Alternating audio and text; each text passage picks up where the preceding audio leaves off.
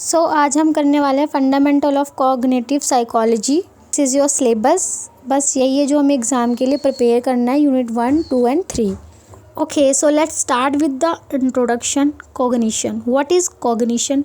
Cognition is the mental process जिसमें हम information को गैदर करते हैं, प्रोसेस करते हैं, स्टोर करते हैं और उसको अप्लाई करते हैं। ये सारे मेंटल प्रोसेस हमारे कॉग्निशन कहलाते हैं और इनमें हमारे मेंटल एक्टिविटीज़ इंक्लूडेड होती हैं, such as perceiving, remembering, solving, making decisions, reasoning.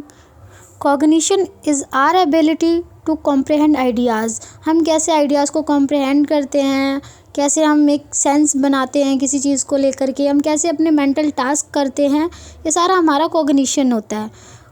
Cognitive psychology is a branch of psychology जो कि फोकस करता है on studying and understanding this cognitive process. जो भी हमारे कोग्निटिव प्रोसेसेस होते हैं उनको स्टडी करता है। ये हमारा माइंड कैसे वर्क करता है, हम कैसे अपने थॉट्स को अफेक्ट करते हैं, the way we behave, how we behave, हम कैसे किस इंफॉर्मेशन को गैदर करते हैं, हम कैसे उसे प्रोसेस करते हैं, इन सब चीज़ों की स्टडी हमारी कोग्निटिव साइकोलॉजी कहलाती है।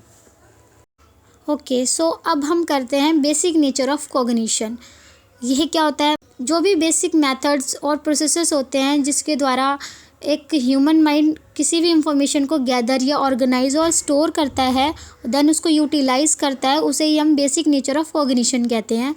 कुछ की एलिमेंट्स हैं जो कि इंक्लूडेड हैं इसमें, जैसे कि हमारा perception, memory, problem solving, learning, mental imagery, reasoning, attention, language, decision making and cognitive development. So अब एक एक करके हम इसको पढ़ते हैं।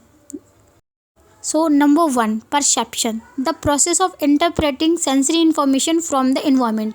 मतलब बेसिकली दुनिया को समझने के लिए जो भी सेंसरी डेटा हम यूज़ करते हैं उसे हम परसेप्शन बोलते हैं। ये हमें हेल्प करता है, ये हमें अलाउ करता है लोगों को पहचानने के लिए, किसी इवेंट को पहचानने के लिए, किसी ऑब्जेक्ट को पहचानने के लिए, बेस्ड ऑन हमारे विजुअल और ऑडियोटरी। जो भी हम, चाहे हमने वो चीज़ आँखों के थ्रू देखी हो, चाहे हमने कानों से सुनी हो, ये हमें हेल्प करता है, अलाउ करता है टू रिकॉग्नाइज दैट।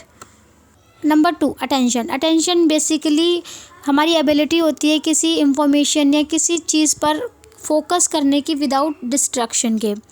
ये हमें अलाउ करता है to concentrate on important detail और control our awareness.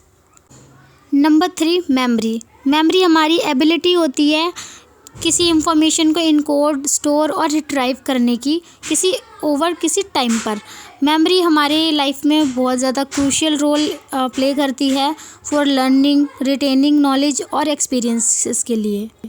Number 4, language basically एक सिस्टम होता है ऑफ कम्युनिकेशन जिसमें इन्वॉल्व होते हैं use of words, grammar, syntax और जो कि किसी मीनिंग को कन्वे करता है। लैंग्वेज हमारी लाइफ में बहुत ही ज़्यादा क्रूशियल रोल प्ले करता है क्योंकि ये हमारे थॉट्स को एक्सप्रेस करने में मदद करता है, हम शेयरिंग इंफॉर्मेशन और किसी को समझने के लिए लैंग्वेज बहुत ज़्यादा वाइटल रोल प्ले करता है। Number 5, problem solving basically cognitive process होती है of finding solution to challenges के सॉल्यूशन ढूंढने के लिए, ऑब्स्टेकल्स को दूर करने के लिए by using reasoning, planning and decision making skills. Number 6, decision making and number 7, learning. ये दोनों ही हमारे कोग्निटिव प्रोसेसेस होते हैं।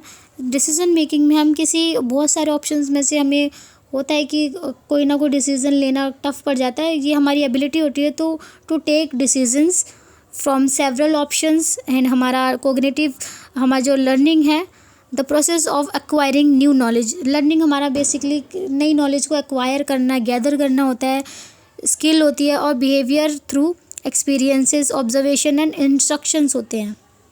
देन हमारा आता है कॉग्निटिव डेवलपमेंट बेसिकली स्टडी होती है कि हम कैसे हमारी एज के साथ, कैसे टाइम के साथ धीरे धीरे हमारी जो कॉग्निटिव एबिलिटीज़ होती हैं और प्रोसेसेस होती हैं कैसे चेंज होती हैं। इसी को हम कॉग्निटिव डेवलपमेंट बोलते हैं। ओके, तो हम आगे बढ़ते हैं। अब हम पढ़ेंगे approaches in studying of cognition. तो हमारी बेसिकली 4 अप्रोचेसेस हैं। पहला कॉग्निटिव साइकोलॉजी अप्रोच, दूसरा कॉग्निटिव न्यूरोसाइकोलॉजी अप्रोच, तीसरा cognitive neuroscience approach, fourth computational cognitive science approach. Second approach cognitive neuropsychology. Basically इसमें क्या होता है ना कि रिसर्चिंग होती है, जो जिन लोगों का थोड़ा दिमाग मतलब ब्रेन डैमेज होता है उन पीपल्स के थ्रू रिसर्चिंग की जाती है और देखा जाता है कि कैसे ब्रेन डैमेज हमारे कॉग्निटिव परफॉर्मेंस के पैटर्न को कैसे अफेक्ट करता है, कैसे नॉर्मल ह्यूमन कॉग्निशन को वो अफेक्ट करता है। तो इस चीज़ की स्टडी को हम कॉग्निटिव न्यूरोसाइकोलॉजी अप्रोच कहते हैं। It has recently been connected to cognitive neuroscience as well as cognitive psychology. ये अभी रिसेंटली कनेक्टेड हुई है हमारी कॉग्निटिव न्यूरोसाइंस से भी और कॉग्निटिव साइकोलॉजी से भी। तो आगे बढ़ते हैं थोड़ा। Number 3 cognitive neuroscience. This approach studies brain activities using data from behaviour to understand human cognition.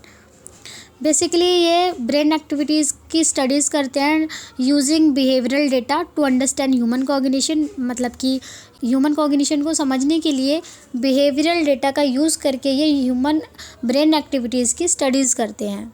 So the last approach is computational cognitive science. It is an approach जिसमें कि हम हमारे ह्यूमन कॉग्निशन की अंडरस्टैंडिंग को ये improve करता है bye creating computational models that progressively take behavioral and brain science knowledge into account। Okay तो आज के लिए बस इतना ही। अगर आपको वीडियो अच्छी लगी हो तो इसको लाइक करिएगा, प्लीज़ इसको शेयर भी करिएगा। It will motivate me a lot. अगर आपको पार्ट 2 चाहिए then comment down. Thank you so much.